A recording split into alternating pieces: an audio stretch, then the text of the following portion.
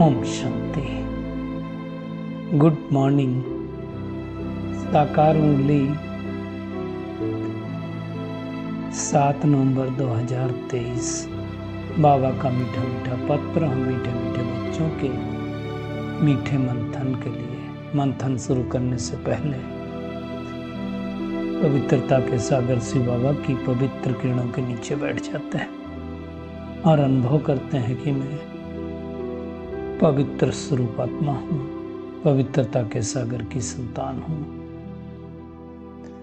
आज की साकार मुरली में बाबा ने कहा भारत अविनाशी तीर्थ स्थान है। अविनाशी का मतलब होता है जिसका कभी कभी विनाशी ना हो। तो कैसे, सोचो। तो बाबा कहता है देखो, क्योंकि बाबा का बर्थ प्लेस है ना, भारत में ही आता भगवान। अब भगवान भारत में आया तो उसका विनाश नहीं हो सकता। दूसरा बाबा ने कहा भक्ति तो होती नहीं है। तीर्थ स्थान तो भक्ति में ही कहा जाता है ना, कि तीर्थ स्थल पर जाते हैं, यहाँ फिर कैसे भक्ति तो है नहीं, तो तीर्थ स्थान कैसे हो गया। तो बाबा ने आज उसका बहुत क्लियर कट आंसर दिया कि देखिए, चूंकि भारत में परमात्मा का बर्थ प्लेस, इसलिए इसका कभी विनाश नहीं होता। दूसरा बाबा ने कहा कि इसमें जो सतयुग और त्रेता में होता है, इसमें चैतन्य देवी देवताएं राज्य करते हैं। तो जब चैतन्य देवी देवताएं राज्य करते हैं तो उस समय को बाबा ने कहा शिवालय कहा जाता है, यानी शिव का स्थापित किया हुआ आलय है ना। तो जब शिव का स्थापित किया हुआ आलय है तो फिर अविनाशी खंड भी हो गया और तीर्थ स्थान भी हो गया। और फिर 2 युगों तक, द्वापर और कलयुग, भक्ति मार्ग में उन्हीं देवी देवताओं की प्रतिमा बना के पूजा करते हैं। तो जब उनकी प्रतिमा बना के पूजा किया और उन्हीं के तीर्थ स्थानों पर जाते हैं तो भाई हो गया ना अविनाशी तीर्थ स्थान, है ना, अविनाशी खंड हो गया ना। तो ये बातें बाबा कहता दुनिया में किसी को पता नहीं है।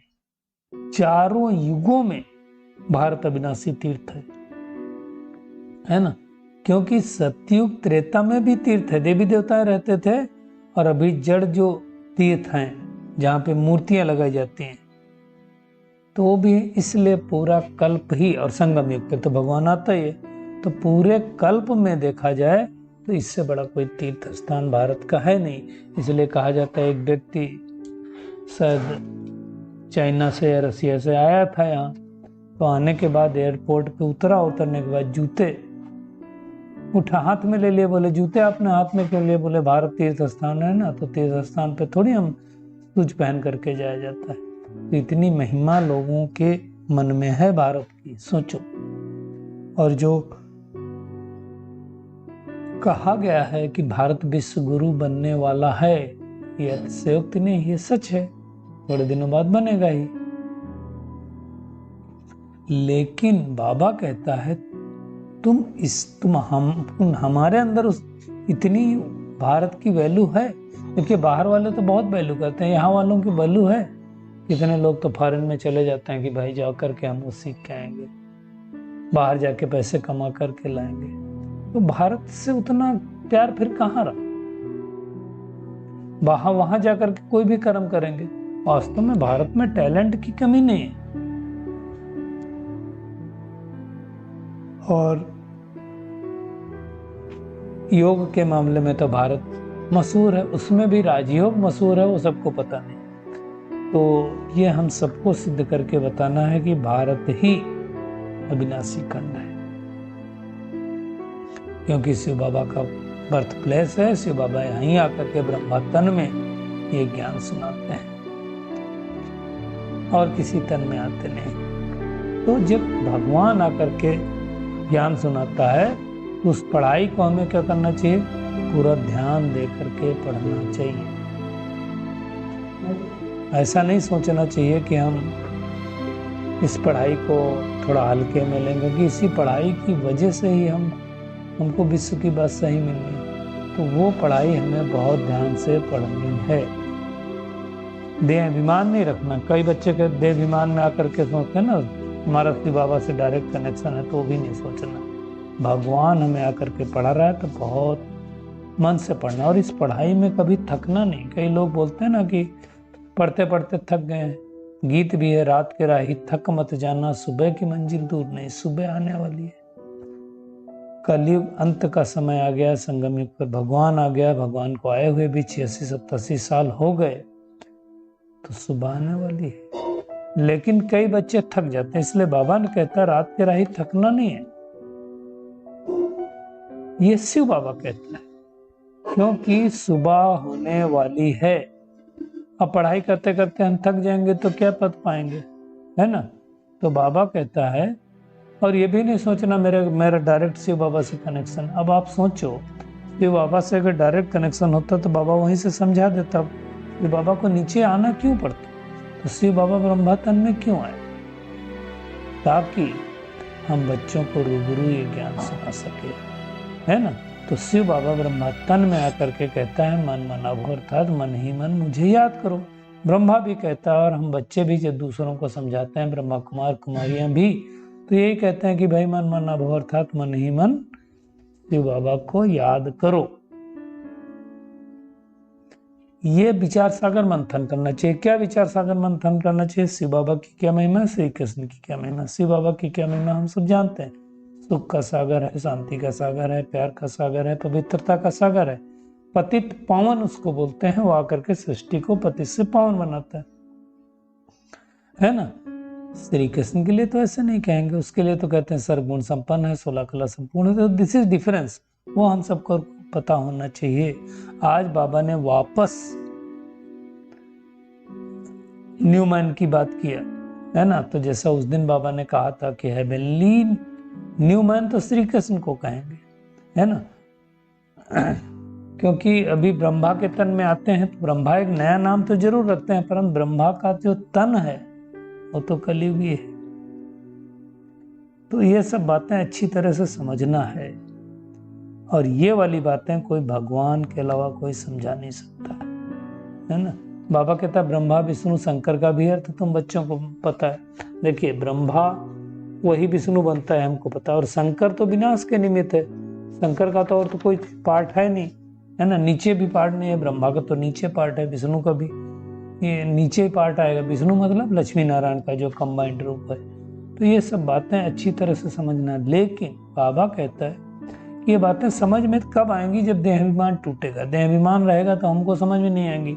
देहाभिमान तोड़ करके देही अभिमानी बनना है, अपने को आत्मा निश्चय करके परमात्मा को याद करना है, और कोई तरीका नहीं। देही अभिमानी बनने में ही मेहनत है। हम आत्मा अविनाशी है, ये समझ पाने में ही तो मेहनत है। तो बाबा कहते हैं सबसे बड़ी बीमारी है, उस दिन भी देहाभिमान के बारे में चर्चा की गई थी ना, देहाभिमान की।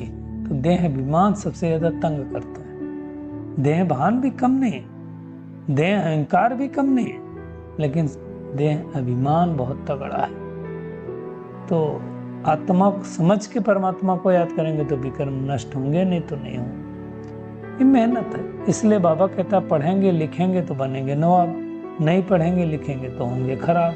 तो हमें क्या करना है, इस पढ़ाई को अच्छी रीति से पढ़ना है, और पढ़ करके परमात्मा की श्रीमत पर चलना। श्रीमत पर चलेंगे तो बाबा की दिल पर चढ़ेंगे, और दिल पर चढ़ेंगे तो तख्त पर चढ़ेंगे, नहीं तो नहीं चढ़ेंगे। बाबा कहते हैं इस मामले में बहुत रहमदिल भी बनना है। आज संसार में मनुष्य आत्माएं कितना दुखी है। और एक बात बाबा ने बहुत अच्छी कही, ऊपर से तो देखने में साहूकार है, लेकिन अंदर से कैसे? तो अंदर से तो बहुत दुखी है, परेशान है। तो हर एक आत्मा इस समय दुखी है, और दुखी को सुख देने भगवान आया है, उसकी श्रीमत पर चलना है।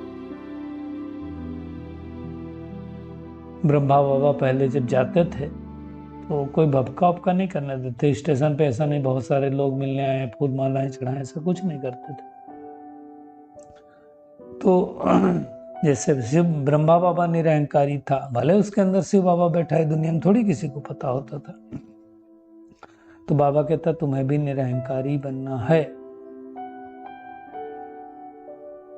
चित्रों पर अच्छी तरह से समझा करके सेवा करनी है, मैनर्स भी धारण करना है। मैनर्स नहीं धारण करेंगे तो आजकल स्कूल कॉलेजों में भी क्या होता है, पहले तो बहुत अच्छे मैनर्स धारण करते थे लोग, सजाएं भी देते थे, आजकल तो दे नहीं सकते। तो बाबा कहते हैं मैनस धारण करने, देखने हैं मेरी चाल चलन कैसी है, इनकी चाल चलन कैसी है। आज्ञाकारी बच्चे होंगे, आज भी दुनिया में जो आज्ञाकारी होते हैं माँ बाप उनको ही पसंद करते हैं, वैसे यहाँ भी है जो आज्ञाकारी बच्चे होंगे माँ बाप उनको ही प्यार करेंगे, शिव बाबा उनको ही प्यार करेगा। तो हमें आज्ञाकारी बनना है और बाबा की जो महिमा है जो अभी सुनी वो अच्छी तरह से लिख करके सबको समझाना है ना, ताकि अनेक आत्माओं को बाबा का ज्ञान मिले।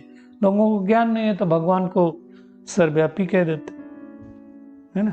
तो विचार सागर मंथन करके ये सब बातें समझानी चाहिए। बाबा कहते हैं अगर चित्रों में भी कोई करेक्शन है तो करो, है ना। और बाबा ने उसके लिए आज जगदीश भाई को याद किया, संजय, उनको संजय एक दिया दिव्य दृष्टि की बात उनको दी है। वो बहुत ज्ञान थे, अपने यज्ञ की जितनी बुक्स हैं सब उन्होंने लिखी। तो ऐसा संजय बनना है, करेक्ट करना है तो बाबा भी खुश होगा। कपाट खुलने चाहिए, बाबा कहता है बुद्धि के क्या होना चाहिए, कपाट खुलने चाहिए, है ना।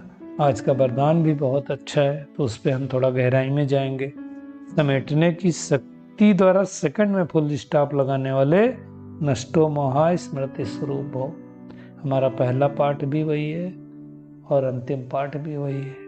तो स्मृति किसकी, मैं आत्मा हूं इसकी स्मृति, और दूसरा सबसे मोह रहना चाहिए। अब ये समेटने की शक्ति बहुत कम लोगों में होती, नहीं तो क्या क्यों कब कैसे प्रश्न चलते रहते हैं, हिलते रहते हैं। ये प्रश्न ना चले तो समझ लो हम नष्टो मोहा है, नहीं तो नष्टो मोहा नहीं है। और ये समेटने की शक्ति ही लास्ट में बहुत काम आएगी। कोई बात हो गई तो समेटने की शक्ति होगी तो हम समेट पाएंगे, नहीं तो समेट ही नहीं पाएंगे। तो वो शक्ति लाने के लिए हमें परमात्मा को याद करना, मेहनत करनी, ये मेहनत का काम, इसके बगैर होगा नहीं। तो अब ये शक्ति बहुत कम है। देखो कोई बात हो जाती है तो हमें बार बार वही बात याद आती रहती, वही व्यक्ति याद आता रहता है। किसी ने कुछ कह दिया तो हम भूल ही नहीं पाते उसको, 10 साल पुरानी बात होगी उसको याद करके रखेंगे। तो कहाँ समेटने की शक्ति है हमारे पास। बुद्धि इधर उधर भटक रही, इसकी बात भी चल रही, उसकी बात चल रही। योग करने बैठते हैं तो हमारी बुद्धि समेटी हुई होगी तो बुद्धि और कहीं लगेगी नहीं। तो वो समेटने की शक्ति लाने के लिए क्या करना पड़ेगा, देह से डिटैच होना पड़ेगा, देही अभिमानी समझना पड़ेगा, तब होगा, नहीं तो होगा नहीं। तो छोटी मोटी बात आएगी तो बुद्धि हिलेगी, मन हिलेगा। अब उस समय सिर्फ आ जाए मेरा तो एक शिव बाबा दूसरा न कोई, क्योंकि कई बार सोचने में भी समय लगता, हिल जाते हैं, है ना। और उस समय ये 5 प्रश्न आते हैं, क्या, क्यों, कब, कैसे, कहाँ। ये 5 प्रश्न ही हमारे दुख का कारण है। इसलिए दादी गुलजार हमेशा ये कहती थी कि दुखी होने के 5 दरवाजे हैं। आप देखो सारा रीजन है ये, और जो इनमें नहीं जाता वो दुखी रहता नहीं। तो हमें क्या करना, सुख का रास्ता ढूंढना है, दुखी नहीं होना। बहुत दुखी हो लिए तो हमें अब अंतिम पेपर की तरफ जाना है, नष्टो मोहा की तरफ जाना है, स्मृति स्वरूप की तरफ जाना है। और उसके लिए बाबा ने कहा सेकंड में फुल स्टॉप। बात आई गई, फुल स्टॉप लग सकता है क्या? अब सोचो, आसान नहीं होता। आप एक छोटी सी बात, आपका पेन गिर जाए, क्या होता है, अरे मुझे ठीक से रखना चाहिए, तो ये हो गया, वो हो गया। पेन किसी को दे दिया, वो लिखने के लिए मांगा, वापस नहीं दिया, भूल गया, अरे मुझे ध्यान रखना चाहिए था, फुल स्टॉप कहाँ लगा? तो ये सारी बहुत मेहनत की बातें हैं जो हमें करनी हैं, तब जा करके हम अंतिम पेपर में पास होंगे। अंतिम पेपर 1 सेकंड का ही आने वाला, लंबा चौड़ा नहीं आएगा। और क्या पेपर आएगा, बाबा ने आउट कर दिया, क्वेश्चन यही आएगा, नष्टो मोहा स्मृति लब्धा। बस यही बनना है, यही पेपर है, आउट है, इसी में मेहनत। स्लोगन है, जिसे सुमान का अभिमान नहीं है वो ही सदा निर्माण। सुमान का अभिमान नहीं होना चाहिए, मैं महान आत्मा हूं तो सबके सामने महानता दिखाते रहो ना, वो भी नहीं करना। तभी हम निर्माण कहे जाएंगे। चलिए परमात्मा किरणों के नीचे बैठ जाते हैं और अनुभव करते हैं, मैं आत्मा समेटने की शक्ति के द्वारा सेकंड में फुल स्टॉप लगाने वाली नष्टो मोहा स्मृति स्वरूप आत्मा हूं।